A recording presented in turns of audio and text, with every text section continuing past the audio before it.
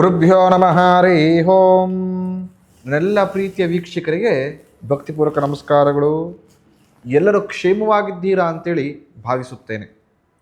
ಮಾಸ ಭವಿಷ್ಯದ ವಿಶೇಷ ಸಂಚಿಕೆ ಕನ್ಯಾ ರಾಶಿಯವರ ಈ ಮಾಸದ ಭವಿಷ್ಯ ಸಹಿತವಾಗಿ ಅವರ ಆಗು ಹೋಗುಗಳು ಯಾವ ರೀತಿ ಇರುತ್ತದೆ ಅಂಥೇಳಿ ಈ ಸಂಚಿಕೆಯಲ್ಲಿ ತಿಳಿಸ್ಕೊಡ್ತೇನೆ. ಈ ಸಂಚಿಕೆಗೆ ಎಲ್ಲರೂ ಕೂಡ ಭಕ್ತಿಪೂರ್ವಕ ಸ್ವಾಗತಗಳು. ಈ ಮಾಸ ತುಂಬ ವಿಶೇಷವಾಗಿರತಕ್ಕಂಥದ್ದು. ಪ್ರಮುಖವಾಗಿ ಈ ಮಾಸದಲ್ಲಿ ನಾವು ಲಕ್ಷ್ಮಿಯನ್ನು ಆರಾಧನೆ ಮಾಡ್ತೇವೆ. ಯಾವಾಗ? ದೀಪಾವಳಿ ಅಂತ. ಆ ದಿನ ನಾವು ಲಕ್ಷ್ಮಿಯನ್ನು ಆರಾಧನೆ ಮಾಡೋ ಮುಖಾಂತರ ನಮ್ಮ ಮನೆಗಳಲ್ಲಿ ಲಕ್ಷ್ಮಿ ಸ್ಥೈರ್ಯವಾಗಿ ನೆಲೆಸೋ ತರತಕ್ಕಂಥ ಒಂದಷ್ಟು ಅದ್ಭುತಗಳನ್ನು ಮಾಡ್ಬೋದು. ಆದರೆ ಪ್ರಮುಖ ಈ ತಪ್ಪನ್ನು ಪ್ರತಿಯೊಬ್ಬರು ಕೂಡ ಹಬ್ಬದ ದಿನ ಮಾಡ್ತೀರ. ತುಂಬ ಜನದ ಭಾವನೆ ಏನು ಅಂದರೆ, ಲಾಂಗ್ ವೀಕೆಂಡ್ ಬರ್ತಾ ಇದೆ, 1-2-3 ದಿನ ರಜೆಗಳು ಸಿಗುತ್ತೆ, ದೂರದ ಪ್ರಯಾಣಕ್ಕೆ ಹೋಗೋಣ, ಒಂದು ಪ್ರವಾಸಕ್ಕೆ ಹೋಗೋಣ, ಒಂದು ಟ್ರಿಪ್ ಹೊಟ್ಟೋಗ್ಬೋಣ ಅಂತ ಹೊಟ್ಟೋಗ್ತೀರ. ಅದು ಸೂಕ್ತವ? ಹಬ್ಬದ ದಿನ ಪ್ರಮುಖವಾಗಿ ನರಕ ಚತುರ್ಥಿಯಂದು ಏನು ಭಗವತಿಯನ್ನು ಲಕ್ಷ್ಮೀನ ಆರಾಧನೆ ಮಾಡ್ತೇವೆ. ಆ ದಿನ ಸಂಪೂರ್ಣ ಮನೆಯನ್ನು ಕ್ಲೋಸ್ ಅಂದರೆ ಎಲ್ಲವೂ ಕೂಡ ಬಂದ್ ಮಾಡಿಕೊಂಡು ಸಂಜೆ ಬೆಳಗ್ಗೆನೇ ಹೋಗಿರೋ ಸಂಜೆ ದೀಪ ಹಚ್ಚಿರೋದಿಲ್ಲ. ದೀಪ ಹಚ್ಚಿಲ್ಲದೆ ನಾವು ಹೋಗತಕ್ಕಂಥ ಪ್ರಯಾಣ ಅಥವಾ ಪ್ರವಾಸ ನಮಗೆ ಲಾಭದಾಯಕವೇ? ಖಂಡಿತ ಇಲ್ಲ. ಯಾವುದೇ ಕಾರಣಕ್ಕೂ ಆ ದಿನ ಮನೆ ಬಾಗಿಲನ್ನು ಸಂಪೂರ್ಣ ಬಂದ್ ಮಾಡಿಕೊಂಡು ದೇವರ ದೀಪವನ್ನು ಹಚ್ಚದೇ ಇರತಕ್ಕಂಥ ಮನೆಗಳಲ್ಲಿ ಅಶಾಂತಿ ತಾಂಡವವಾಡ್ತಿರ್ತಕ್ಕಂಥದ್ದು. ಹಾಗಾಗಿ ಆ ದಿನ ಮನೆಯಲ್ಲಿ ದೀಪವನ್ನು ಹಚ್ಚತಕ್ಕಂಥದ್ದು. ಪ್ರಮುಖವಾಗಿ ಮಹಾಲಕ್ಷ್ಮಿಗೆ ತುಪ್ಪದ ದೀಪವನ್ನು, ನಂದಾದೀಪವನ್ನು ಹಚ್ಚಿದ್ರೆ ತುಂಬ ಸೂಕ್ತ.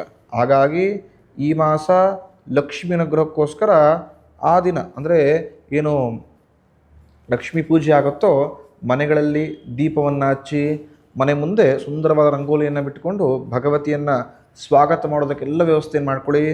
ಈ ತಪ್ಪನ್ನು ಮಾಡಬೇಡಿ. ತುಂಬ ಜನ ಏನು ಮಾಡ್ತಾರೆ, ಎಲ್ಲವೂ ಸಿದ್ಧ ಮಾಡ್ಕೊಳ್ತಾರೆ. ಮನೆ ಮುಂದೆ ತುಂಬ ಚೆನ್ನಾಗಿ ರಂಗೋಲಿ ಬಿಟ್ಟಿರ್ತಾರೆ, ಎಲ್ಲ ಭಾಗಗಳು ಒಳ್ಳೊಳ್ಳೆ ಹೂಗಳನ್ನೆಲ್ಲ ಹಾಕ್ಕೊಂಡಿರ್ತಾರೆ.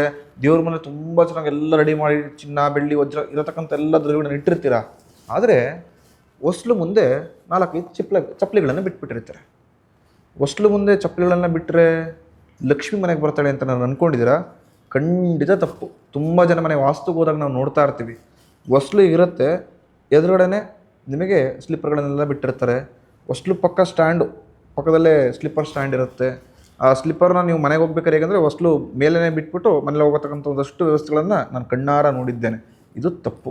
ಯಾವುದೇ ಕಾರಣಕ್ಕೂ ಹಬ್ಬಾಡಿ ದಿನ ಅಂತಲ್ಲ, ಯಾವ ದಿನವೂ ಕೂಡ ಈ ರೀತಿ ಚಪ್ಪಲಿಗಳನ್ನು ಹೊಸ್ಲು ಮುಂಭಾಗ, ಹೊಸ್ಲು ತಾಕೋ ತರತ್ತೋ ಅಥವಾ ಹೊಸ್ಲು ಹಿಂದೆ ಮುಂದೆ ಇಡಬೇಡಿ.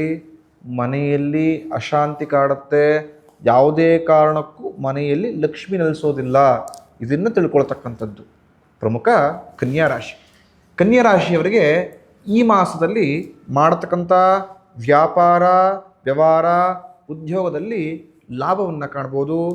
ದಂಪತಿಗಳಲ್ಲಿ ಉತ್ತಮ ಅನ್ಯೋನ್ಯತೆಯನ್ನು ಈ ಮಾಸದಲ್ಲಿ ಕಾಡ್ತಾರೆ. ಅಂದರೆ ತುಂಬ ಜನಕ್ಕೆ ಇದೊಂದು ಸಮಸ್ಯೆ ಇರುತ್ತೆ. ಹೇಳ್ತಾರೆ, ಗುರುಗಳೇ ಈಗ ತಾನೇ ಮದುವೆ ಆಗಿದ್ದೇವೆ, 4-5 ವರ್ಷಗಳಾಗಿದೆ ಮದುವೆ ಆಗಿ, ಸಂಸಾರ ತುಂಬ ಚೆನ್ನಾಗಿತ್ತು, ಯಾಕೋ ಏನೋ ಗೊತ್ತಾಗ್ತಾ ಇಲ್ಲ, ಸಣ್ಣ ಪುಟ್ಟ ವಿಚಾರಕ್ಕೂ ಕಿರಿಕಿರಿಗಳಾಗ್ತಾ ಇರುತ್ತೆ, ಮನಸ್ತಾಪಗಳಾಗ್ತಾ ಇರುತ್ತೆ, ಇವತ್ತು ಸರಿ ಹೋಗ್ಬೋದು ನಾಳೆ ಸರಿ ಹೋಗ್ಬೋದು ಅಂತ ಅಂದ್ಕೊಂಡ್ರು ಸಣ್ಣ ವಿಚಾರಕ್ಕೆ ಹೇಗಾಗ್ಬಿಟ್ಟಿರುತ್ತೆ ಅಂದರೆ ಮುಖವನ್ನು ಒಬ್ರಿಗೊಬ್ರು ನೋಡ್ಕೊಳ್ಳೇಬಾರ್ದು ಅನ್ನೋ ಮನಸ್ಥಿತಿಗಳು ಬಂದ್ಬಿಡ್ತಾ ಇದ್ದೇವೆ. ಇದಕ್ಕೆ ಪರಿಹಾರವೇ ಇಲ್ವಾ? ಅಥವಾ ನಂಗೆ ಗಣಕೂಟ ಮ್ಯಾಚ್ ಆಗ್ತಾ ಇಲ್ವಾ? ಅಥವಾ ಮದುವೆ ಗಣಕೂಟ ಮ್ಯಾಚ್ ಆಗಿದೆ ಅಂತ ಎಷ್ಟೋ ಜನ ಜ್ಯೋತಿಷಿಗಳು ಹೇಳಿದರು, ತುಂಬ ಚೆನ್ನಾಗಿ ಪ್ರಶಸ್ತವಾದ ಜಾತಕ ಅಂತ, ಹಾಗಾಗಿ ಮದುವೆ ಆದ್ವಿ, ಆದರೂ ಕೂಡ ಯಾಕೆ ಈ ಥರ ಆಗ್ತಾ ಇದೆ? ಈ ಥರ ತುಂಬ ಪ್ರಶ್ನೆಗಳು ನನ್ನನ್ನು ಕೇಳಿದ್ದೀರಾ. ನಿಮ್ಮ ಅಂದರೆ ವಿಡಿಯೋ ಯಾರು ನೋಡ್ತಾ ಇದ್ದೀರಾ ಅವರ ತಗಳಲ್ಲಿ ಈ ಪ್ರಶ್ನೆಗಳಿದೆ. ಒಂದು ತಿಳಿದಿರಲಿ, ನಾವು ಏನು ಲಗ್ನ ಪತ್ರಿಕೆಯನ್ನು ಅಂದರೆ ಮದುವೆ ಮುಂಚಿತವಾಗಿ ಲಗ್ನ ಪತ್ರಿಕೆ ವಾಚನ ಹಾಕೋಕ್ಕಿಂತ ಮುಂಚೆ ಹುಡುಗ ಹುಡುಗಿಯ ಜಾತಕವನ್ನು ನೋಡ್ತೇವೆ. ಮೊದಲು ಗಣಕೂಟವನ್ನು ನೋಡ್ತೀವಿ, ರಾಶಿ ಕುಂಡ್ಲಿಯನ್ನು ನೋಡತಕ್ಕಂಥದ್ದು. ರಾಶಿ ಕುಂಡ್ಲಿ ಮ್ಯಾಚ್ ಆದರೆ ಮಾತ್ರ ಮದುವೆಯನ್ನು ಮಾಡ್ಕೊಳ್ಳಿ ಅಂತ ಹೇಳ್ತೀವಿ.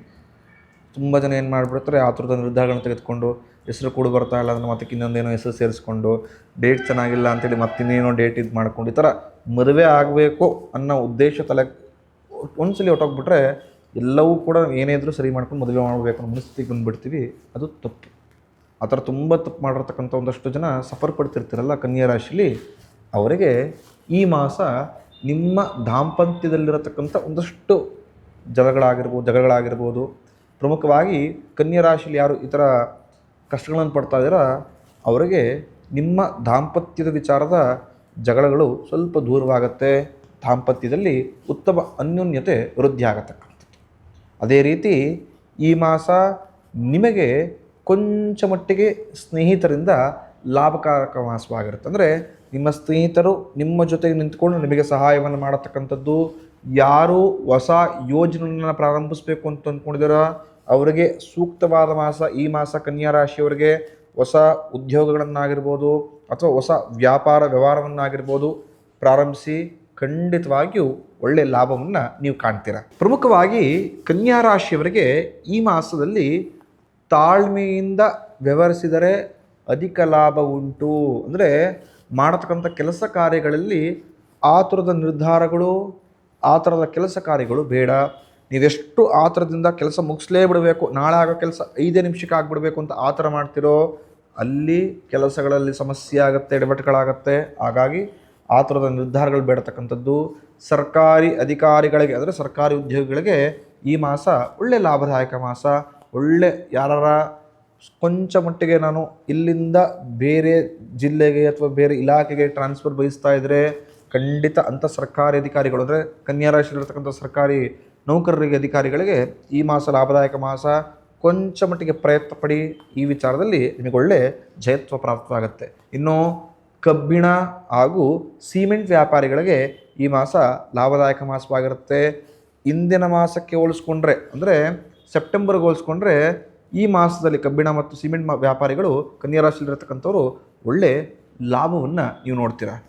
ವಾಹನ ಚಾಲಕರಿಗೆ ಪ್ರಮುಖವಾಗಿ ಯಾರು ಟೂರ್ ಆ್ಯಂಡ್ ಟ್ರಾವೆಲ್ಸ್ ಮಾಡ್ತಾರೋ ಕನ್ಯಾ ರಾಶಿಯಲ್ಲಿರತಕ್ಕಂಥವ್ರಿಗೆ ಅವರಿಗೆ ಈ ಮಾಸ ಲಾಭದಾಯಕ ಮಾಸ.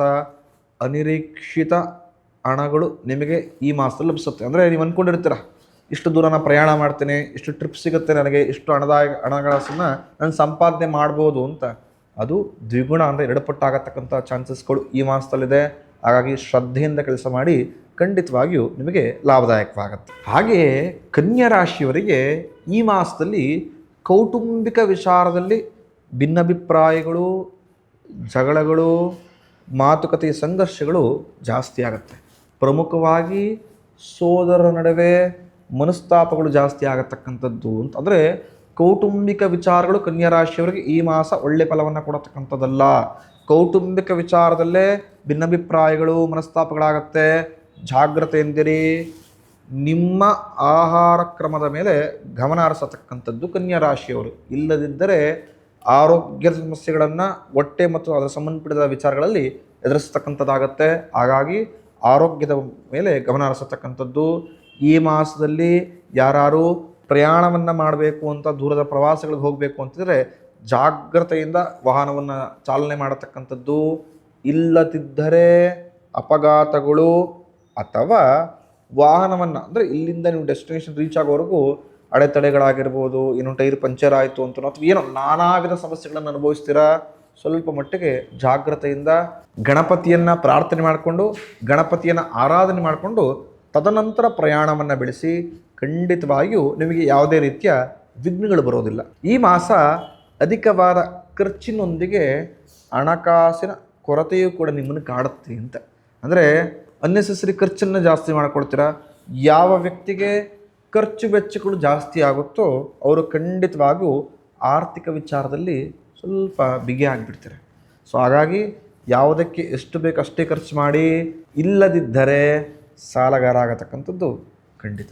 ಹಾಗಾಗಿ ಎಷ್ಟು ಬೇಕೋ ಅಷ್ಟೇ ಖರ್ಚನ್ನು ಮಾಡಿಕೊಂಡ್ರೆ ತುಂಬ ಸೂಕ್ತ. ಕನ್ಯಾ ರಾಶಿಯಲ್ಲಿರತಕ್ಕಂಥ ಪ್ರಮುಖ ರಕ್ತದೊತ್ತಡ ಕಾಯಿಲೆಯಿಂದ ಯಾರು ಬಳಲ್ತಾ ಇದ್ದರೆ ಅಥವಾ ಆ ಸಮಸ್ಯೆಗಳಲ್ಲಿ ಯಾರು ಸಿಗಾಕೊಂಡಿದ್ರೆ ವೈದ್ಯರನ್ನು ಈ ಮಾಸದಲ್ಲಿ ಒಂದು ಬಾರಿ ಅದು ಸಂಪರ್ಕಿಸಿ. ಇಲ್ಲದಿದ್ದರೆ ಆ ಸಮಸ್ಯೆ ಉಲ್ಬಣವಾಗಿ ನಿಮ್ಮ ಆರೋಗ್ಯದಲ್ಲಿ ಏರುಪೇರಾಗುತ್ತೆ. ಹಾಗಾಗಿ ಆ ಮಧುಮೇಹದ ಸಮಸ್ಯೆಗಳಿದ್ದಂಥವರು ವೈದ್ಯರನ್ನು ಸಂಪರ್ಕಿಸಿದರೆ ತುಂಬ ಸೂಕ್ತ. ಮುಂದಿನ ಸಂಚಿಕೆಯಲ್ಲಿ ಮುಂದಿನ ರಾಶಿಯ ಸಿಗೋಣ. ಪ್ರಮುಖ ಕನ್ಯಾ ರಾಶಿಯವರು ಈ ಮಾಸದಲ್ಲಿ ಸಾಕ್ಷಾತ್ ಶನೇಶ್ವರನನ್ನು ಪ್ರಾರ್ಥನೆ ಮಾಡತಕ್ಕಂಥದ್ದು. ನಿಮ್ಮ ಹತ್ರದಲ್ಲಿರತಕ್ಕಂಥ ಶನೇಶ್ವರ ಸ್ವಾಮಿ ದೇವಸ್ಥಾನಕ್ಕೆ ಹೋಗಿ ಎಳ್ಳುಬತ್ತಿಯನ್ನು ಹಚ್ಚತಕ್ಕಂಥದ್ದಾಗಿರ್ಬೋದು ಅಥವಾ ಶನೇಶ್ವರನಿಗೆ ತುಳಸಿ ಪತ್ರಗಳನ್ನು ಕೊಡತಕ್ಕಂಥದ್ದಾಗಿರ್ಬೋದು, ಕಪ್ಪು ಎಳ್ಳು ಅಥವಾ ಎಳ್ಳೆಣ್ಣೆಯನ್ನು ದಾನವನ್ನಾಗಿ ಕೊಡತಕ್ಕಂಥದ್ದಾಗಿರ್ಬೋದು. ಈ ಥರ ಮಾಡಿ ಖಂಡಿತವಾಗಿಯೂ ಆ ಮಹಾಶನೇಶ್ವರನ ಅನುಗ್ರಹದಿಂದ ಒಳ್ಳೆ ಲಾಭವನ್ನು ಪಡ್ಕೊಳ್ತೀರ. ಭವಿಷ್ಯ ದರ್ಶನ ಯೂಟ್ಯೂಬ್ ಚಾನಲನ್ನು ಸಬ್ಸ್ಕ್ರೈಬ್ ಮಾಡಿ ಹಾಗೂ ಈ ಚಾನಲನ್ನು ನಿಮ್ಮ ಸ್ನೇಹಿತರು ಹಿತೈಷಿಗಳೊಂದಿಗೆ ಶೇರ್ ಮಾಡೋ ಮುಖಾಂತರ ನಮ್ಮನ್ನು ಪ್ರೋತ್ಸಾಹಿಸಿ. ಧನ್ಯವಾದಗಳು.